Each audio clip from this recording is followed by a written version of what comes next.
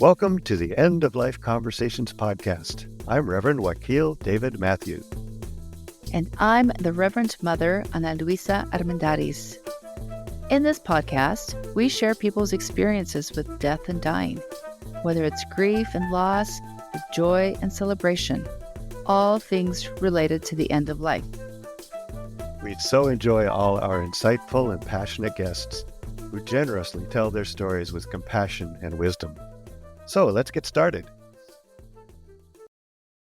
Welcome, everyone. In this episode, we are so grateful to speak with two new friends we met at a recent death care conference in Seattle. They are both death doulas, and some of their cohort will share their inspiration and work in a special premium video that we're going to call What is a Death Doula? We hope you'll subscribe so that you can enjoy that and other premium content. So Phoenix is an alchemist, change agent, and spiritual midwife, also known as Freedom Doula, a term she coined in 2019.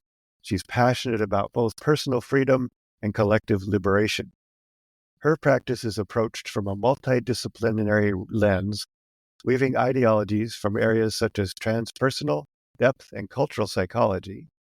She operates daily from the guiding principle as life as ceremony. Love that. Which acknowledges the sanctity of our life journey and the integral component of community witnessing as a gateway to transformation. And we are also hosting Myra Daniel. Myra Daniel is a death doula and folk artist living in Los Angeles, California. She is a Moda Myra and founding member of the Death Care Collective, Pacific Death Doula Collaborative, a group of death care providers working together all along the West Coast. She provides end-of-life care, photography, and music, as well as legacy project planning and services. Myra works with families and after-death care, helping the dying and their loved ones navigate end-of-life challenges. Thank you so much, and welcome, Myra and Phoenix.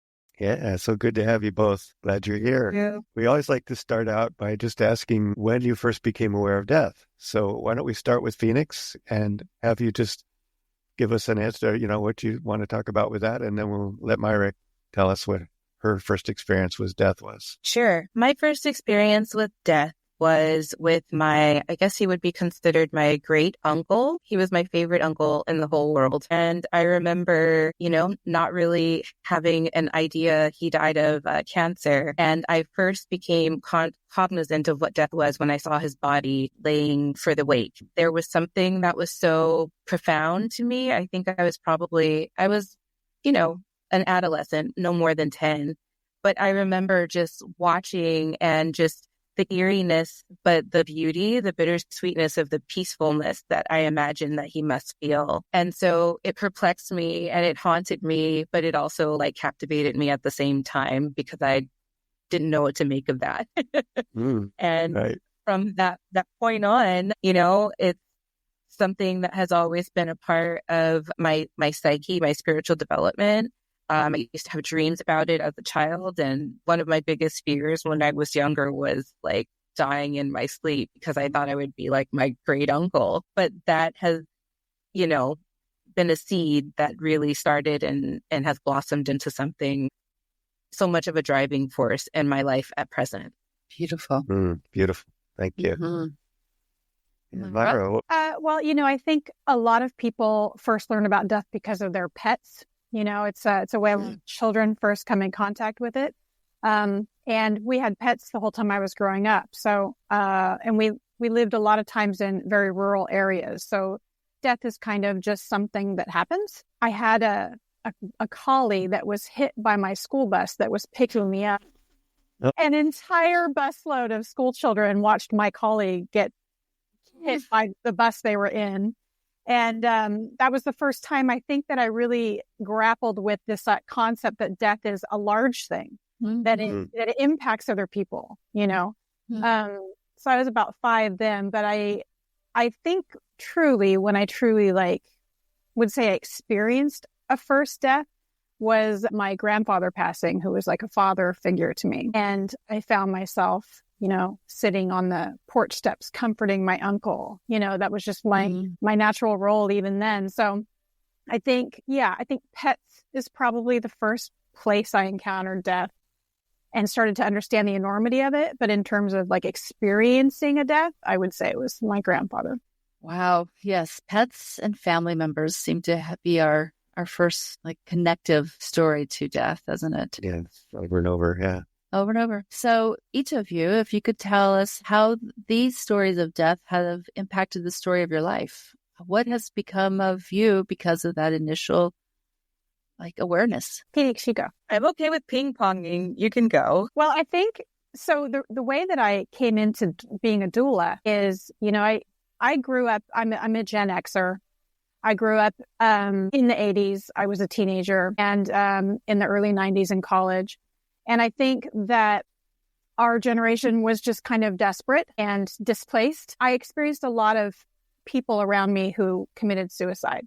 So I went through a lot of suicides, and it filled me with rage, and I had to find a place to put the rage. And so you fast forward years and years later, and I'm working with the unhoused in Las Vegas. As a photographer, I was doing pro bono work. So I was working with various organizations in Las Vegas who worked with people who were unhoused, at risk, going to their various events, and doing a lot of stuff on my own, just going out and talking to people, taking pictures, and stuff like that. And what I found was there was also quite a bit of intersection.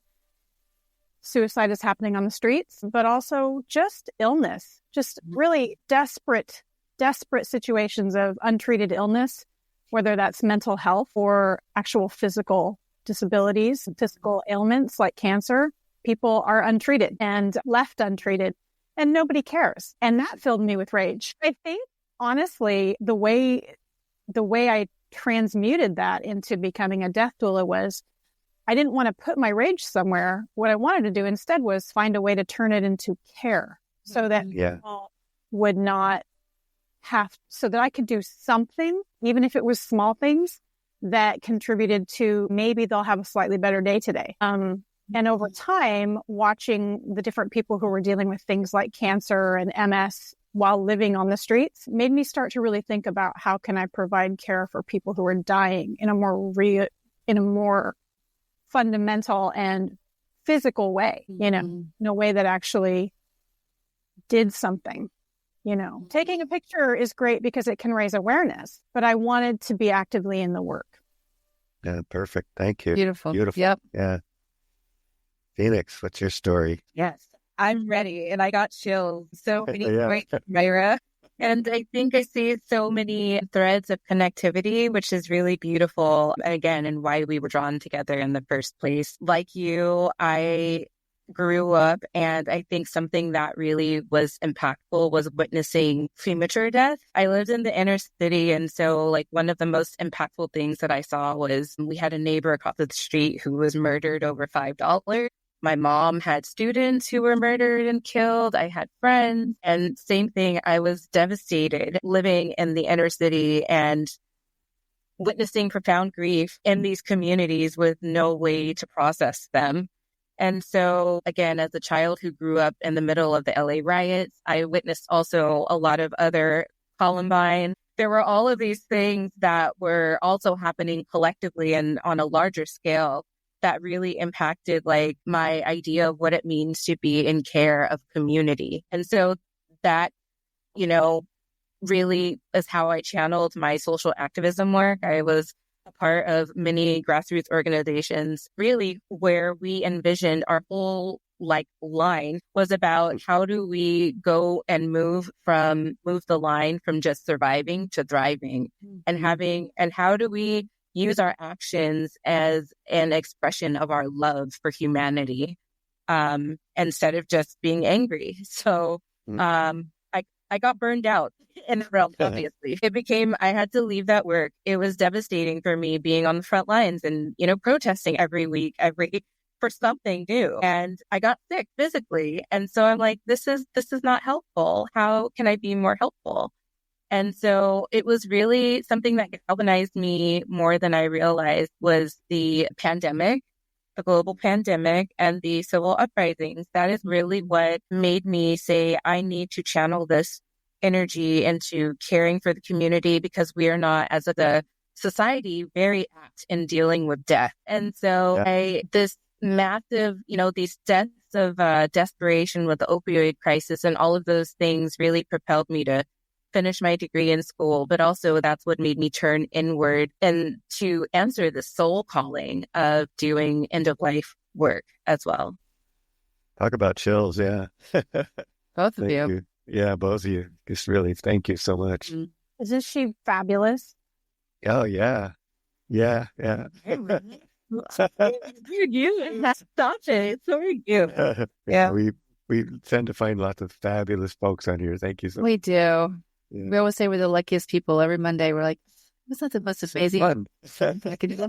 What a great job you guys have. Yeah, right. I listened to the episode you did with Dr. Rohr. Oh, yeah. So good. Oh, yeah. Okay. Yeah. Keep listening. There's some that we're like, we get off and we're like, wow. Oh, what happened? How could there be so many cool people in the world? Oh, there's so many more cool people. It's what we have to hang on to. I know. Yeah. There are people who care, right? Especially now. Yeah. We were just talking about how on November 7th, I think we have a call, and it's going to be one of our hardest ones to do because we're going to be either weeping or who knows what we're going to be doing at that point, but it's going to be a tough time for everybody. So the next question we like to get to, and this is something you could both talk about. We can start with Phoenix again. Talk about your current role, your current work, what you're doing, and kind of what, because specifically, I know each of you are doulas, you're probably doing other work as well. But when we do the one specifically on doula, we want to kind of hear from people because each of you are kind of approaching it from a different perspective, I think, perhaps. So yeah, talk a little more about your current work and your perspective on it and what you're specializing in, if you will, or what you're really inspired by. Yeah. Thank you. It's so interesting. Death at one time was something that I thought was very separate and apart from me, and I was terrified of it. But I have found that this work and just my relationship with death has been the great unifier of all my. It's been like, well, this is really profound. So I'm currently a graduate student for my doctoral degree in transpersonal psychology, and one of I'm just barely starting, but my work is about rites of passages and preparation for physical death. And that's what my dissertation will be on. It's been very much informed by my own experience, but also what I've witnessed, from people in my community and things like that. But currently I'm juggling a lot of hats right now. So I'm an intern doing field work as a therapist for children in elementary school. I work on a peer run warm line doing crisis work as well. And then I have my business, The Cosmic Playground, which is, again, it's like one-to-one coaching and sessions, but also it's death doula work as well. And so it's been interesting. Although I am new in this field of death doula work, I'm still finding her. I'm really trying to figure out, what is she doing? Where is she? And the way that she's been showing me has really been, especially in the area of grief processing and holding that. So really companioning for family members who have lost and who are bereaved is really where I'm finding my sweet spot is, and building community around that, and also ceremony. I think we experience a bunch of little deaths before we actually physically die. And I think, again, the rites of passage is important to mark those moments of transition from moving from one stage to the next. And I think the more that we engage in this practice of ceremony and celebration, recognizing that, hey, we did it, we moved on, that really helps us to better come to terms and have a better sense of satisfaction, knowing that we are on the right path and doing what we need to do and finding satisfaction by being witnessed in community with other people as well. So, yeah, beautiful. Yeah, thank you for doing that work. Yeah, I agree that when I think you said this earlier when we were talking, that kind of gets the muscle memory, if you will, so that whenever transitions happen, you get better and better and better at it, right up to the day you're dealing with your end of life or with other people's end of life. You've got that sense of this is ceremony, this is ritual, this is important, and it makes it, I wouldn't say it makes it easier ever, but it makes it more like part of you, a part of yourself that is accepted. It almost feels like it's maybe better acceptance. Or like you metabolize the big deaths in a sweeter way because you've already done that work with smaller deaths, right? So there's already Organic becomes an organic action. Yeah. So Myra. Yes, Myra. What So like everybody in LA, like you mentioned, I'm a hyphenate, definitely. I started Moda Myra as a photography business. And when I decided to become a doula, I was really thinking about all the hats I've worn over the years. I was a legal secretary for a long, long time. And I've spent a lot of time in offices prior to deciding, you know what, I want to be a photographer and taking classes and stuff and becoming a photographer back in the day. I'm old, so this is over a long course of time, obviously. But right now, what it has become is I'm a death doula who will do end-of-life photography, and that can take many forms. I will also, because I'm a seamstress, I will sew for you for your legacy project if you'd like quilt, or if you would like me to make you a shroud, whatever kind of sewing comes up. And I will help you with any and all forms of paperwork because paperwork is something that, second nature, right?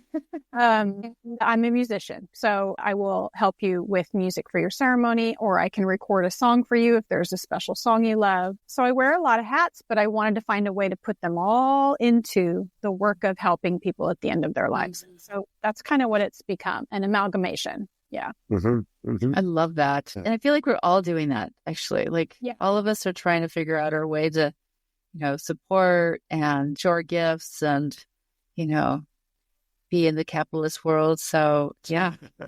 I mean, I don't ever anticipate that this is the main way to pay the bills, but I don't want that to be a reason that I can't do it.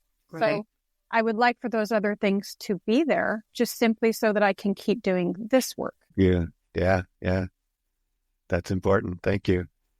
Yeah, we all have talked a lot about how do we live in this world where we like to give all this away because we care about people, but there's, bills to pay, kids to raise. And so with each of you in the different, the myriad of hats that we are wearing, how are you challenged in specifically, I guess, in the death care work that you are helping to provide for folks? What is it that you see is difficult? I think it's my turn to go first, isn't it? Oh, darn it. Yeah. I think, honestly, the biggest challenge is finding your people, finding your communities, getting your foot in the door, finding your clients. It's a really difficult part of becoming a doula.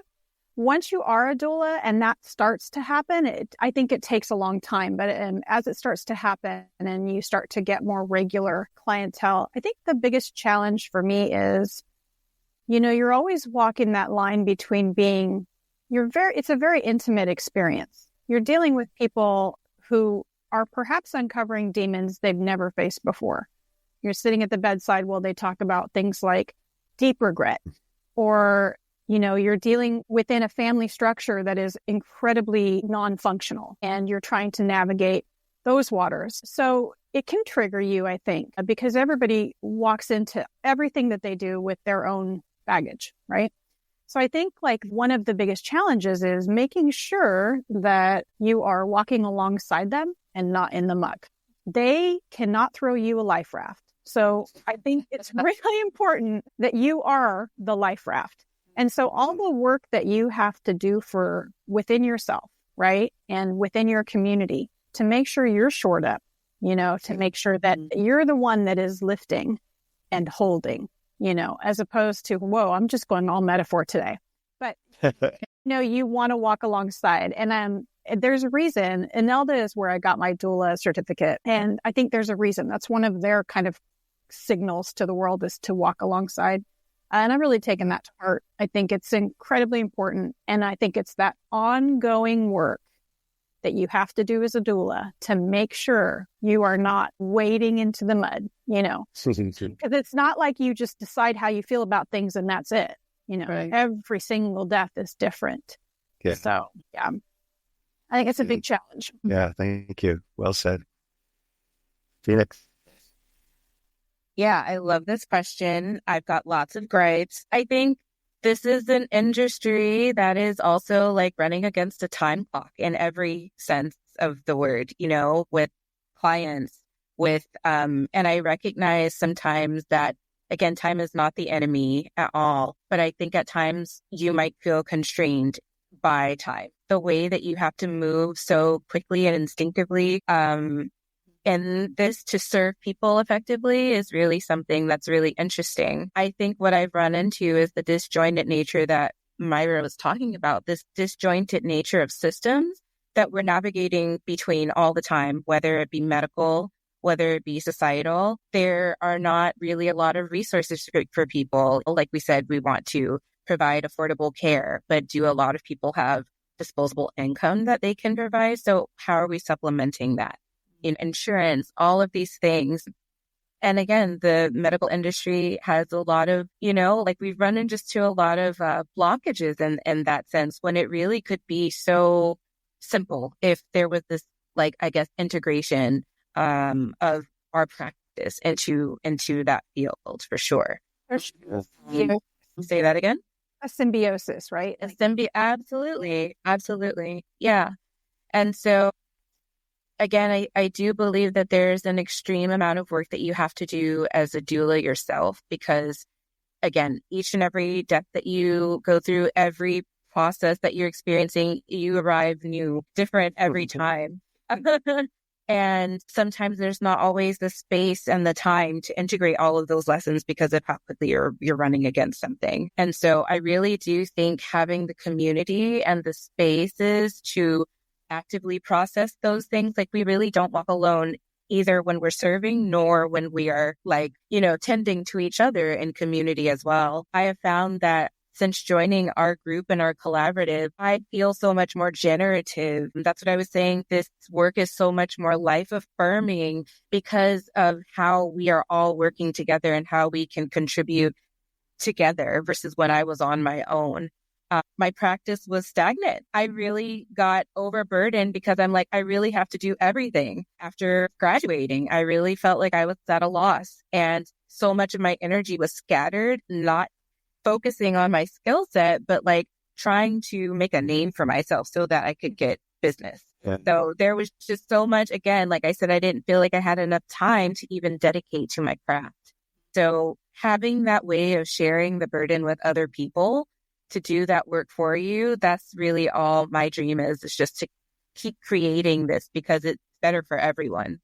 Yeah. And I really appreciate that what was it? You're an alchemist, and that's what it's essentially alchemy, right? Like we take our experiences and our feelings, our emotions, everything that's just kind of bubbling, and we bring them to the larger community to help us like transform or, mutate that into whatever it needs to be. Or if it needs to be composted, it goes down too. So yeah, the alchemy of this work is really essential for our well-being and our gifts out into the world. Yeah, it's so true, isn't it? When we have our meetings, you guys, my gosh, we come away with it so full and so.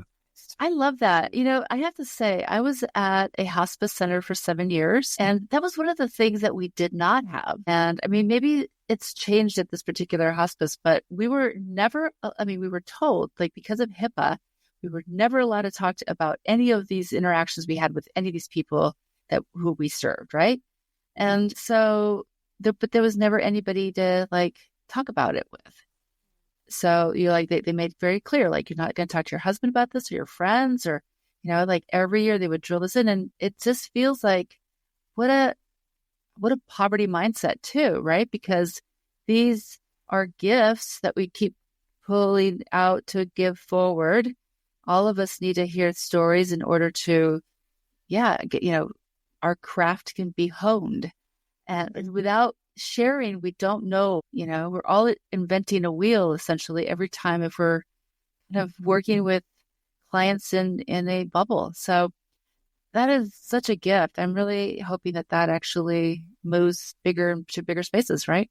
Yeah. I'm really glad you guys brought that to us, because I think that's really important. I think when I worked as a hospice chaplain, that was the work. One of the biggest jobs we did was give people away somebody to talk to, right? The staff somebody to talk to, as much as talking with patients. We spent time with the staff, because they needed that outlet, and you can't get it and it's often the case that HIPAA or whatever, they want to let you talk about it elsewhere. And you guys kind of segued nicely into, because that's a good example of our next question is about how you support yourselves and how you support your energy in this. And a good example is you've got that group that you're working with. That's very cool. Are there other practices that you have that you can talk about that some more if you'd like too, but other practices maybe that help you stay centered, stay grounded in this work?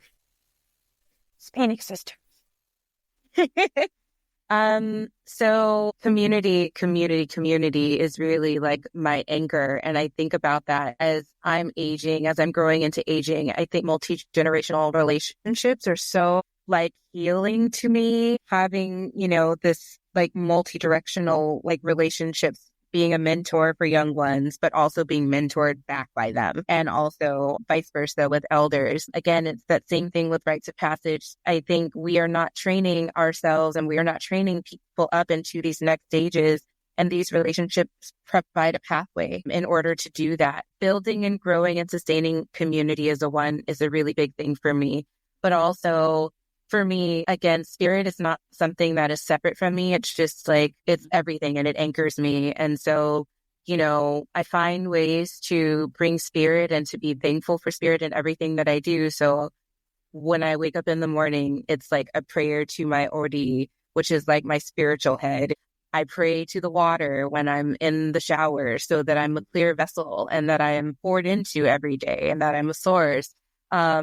I clear my space. I take spiritual baths every week. I provide myself, like with anointing. I do ceremony for myself and for my friends. So it's really not something that it's really just kind of, again, like the ceremony. It's a way of life. And I'm kind of, again, I think I used to make it really complicated, thinking everything had to be formalized, but spirit does not ask that of you. So yeah. I feel that my cup is constantly being filled in these small ways. And again, I'm so grateful to have family and being able to hold them close and be in communion with them as well. And also just making sure that I can go to places like just yesterday. I think I was just like, I hear the ocean calling. I didn't do anything but sit in my car, just sit there and read for a minute. But that was like instantly like a recharge, something that I needed. So, and then I have my cat. My lovely cat. I'm with them too. Yes. Yeah. I really love that. And I feel that for me, it's something that I use as one of my spiritual practices too. So that breath by breath, every breath is a new prayer. And that's the way you can stay. It's not like something you have to set up a time to go pray or set up a time to go meditate. Just every day, every moment is another breath. And there's nothing that isn't God. That's, it's all God, and it's all surrounding us all the time. So Myra, what have you got on that? What you're saying though is, it's that the mountains are calling and I must go, or Phoenix thinking about the beach is that happens to me all the time. I just go to the beach or I go to the mountains because I just need that, But I mean, in terms of just sustaining ourselves so that we can be renewed and come into the work fresh. Yes, definitely. One of the reasons, Phoenix and I are both founding members of the collaborative. And one of the key reasons for that collaborative was to provide support to each other.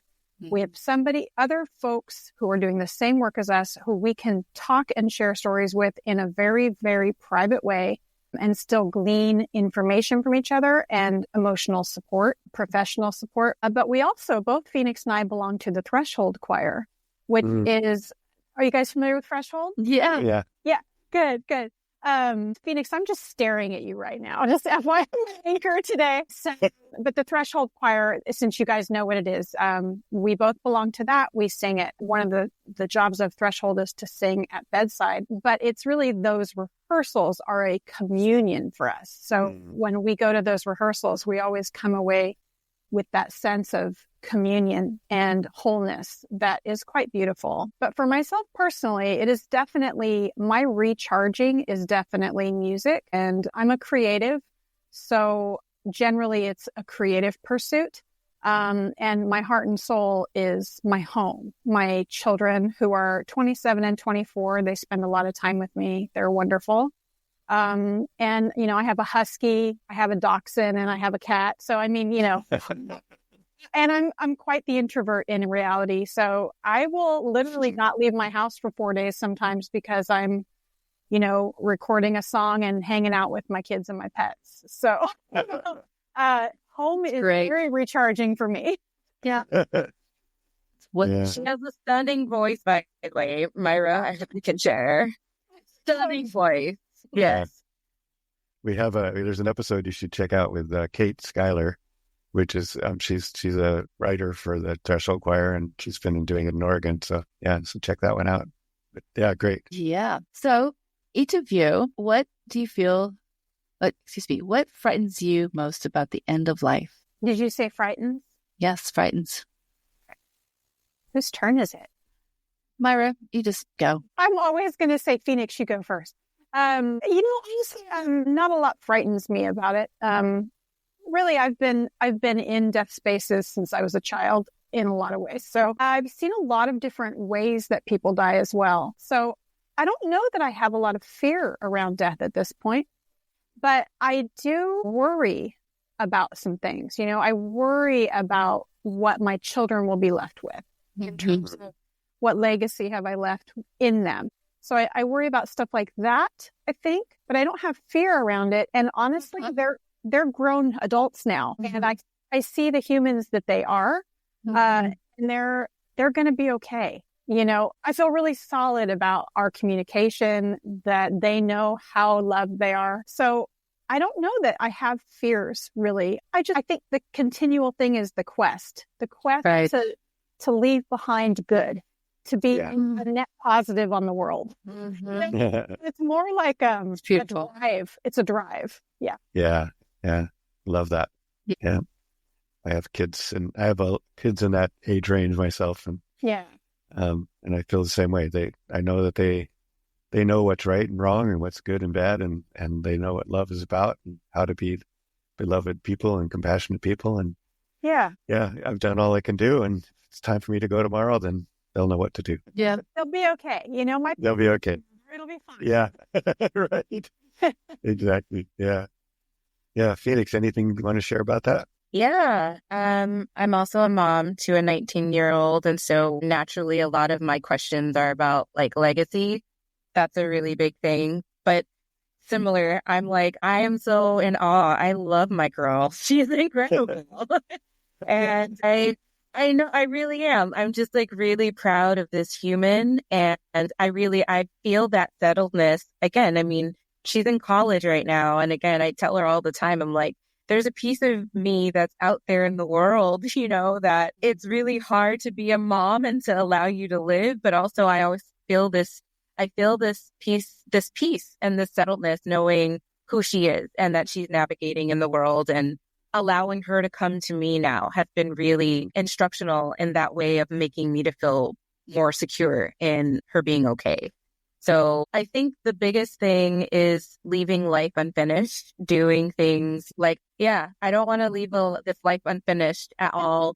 That has been my driving, again, purpose and pursuit. Those things that terrify me, I have to turn toward them, which is literally why I'm here. But I mean, really, those things that I was terrified to do, those things that keep calling and keep beckoning, at some point, I'm I'm going to have to investigate this further. So just leaving no stone unturned in this life, and doing what I'm meant to do here to leave this world better than I found it when I arrived. And really, my whole thing with my doctoral process, what we're saying is knowing that I contributed something to the human repository of knowledge is really all that I could hope to do.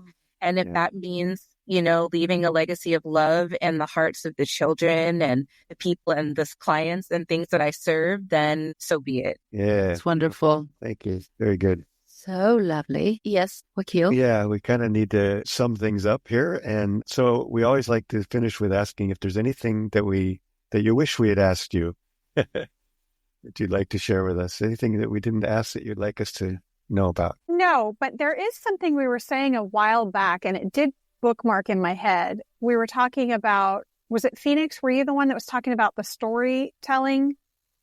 Who was talking about storytelling? Somebody was talking about storytelling. And and we were also in the vein of, the other things that we do besides being doulas. And, I think in that moment, I realized one of the driving factors behind the work I do as a doula, like working with people on their legacy projects and things of that nature, probably is very much, in fact, due to the fact that I'm a folk artist and I am all about storytelling and archetypes, and song telling is what I call it. You sing a song that's telling stories. And so I think a lot of the work of being a doula is helping people tell their stories. Oh, yeah.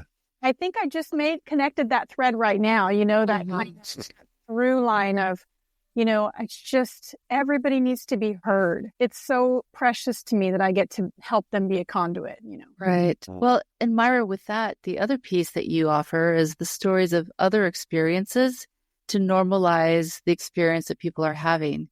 Because sometimes people will say, well, is this normal? Has this happened before? Is this too weird? Is this too morbid? I'm like, no, let me tell you. And, there's an easing when you offer a story as well to the person who then shares another story. So it's kind of a weaving of stories. Yeah. We're all stories. We're all stories. I think that's a Doctor Who quote, actually.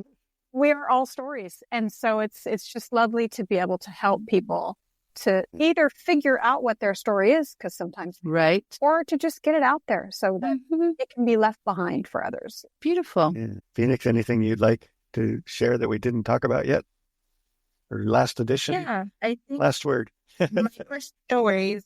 My question, I think, is more so about our hopes and desires for the outcomes of the death landscape and, what we envision for the future and propelling and moving this forward. And I think if the answer to that question for me is that death is no longer a taboo thing. It's something that we incorporate into, again, it's not seen as something, like you said, Ana Luisa, is that too weird? No, it's not shocking. It's not terrifying, but it's something that's normalized that we can speak in layman's terms, and it doesn't have to be. I think that we are so, as a community, as a culture, focused on youth, but there's never that talk about aging and dying and the other way around. So how do we embrace this? How do we incorporate and bring the cycles of the natural life cycles into our lives more? And how do we incorporate that into our work and our practice as well? Yeah. How do we incorporate grief as a process, as a process? For sure. Yeah. Another thing that's a kind of a daily breath by breath practice is, grief. Yeah. Because it's all around us all the time. Right. Yeah. Wow. Well, this has been so wonderful. We've really enjoyed this a lot, and we will talk about possibly doing the What is a Death Doula with you later, and I appreciate you so much. Thanks so much for joining us on the End of Life Conversations. We appreciate you and look forward to sharing our stories. We encourage you to subscribe to have access to premium episodes and extra resources. Links to our guests and their recommendations and a transcript of this episode will be in the podcast notes. Yes, thank you so much, and please tell all your friends. Follow us on social media, and again, consider subscribing for some excellent premium content. We want to acknowledge that the music we are using was composed and produced by Charles Heastand. We also want to acknowledge that we live on unceded lands that have been cared for thousands of years by Indigenous peoples who are still here.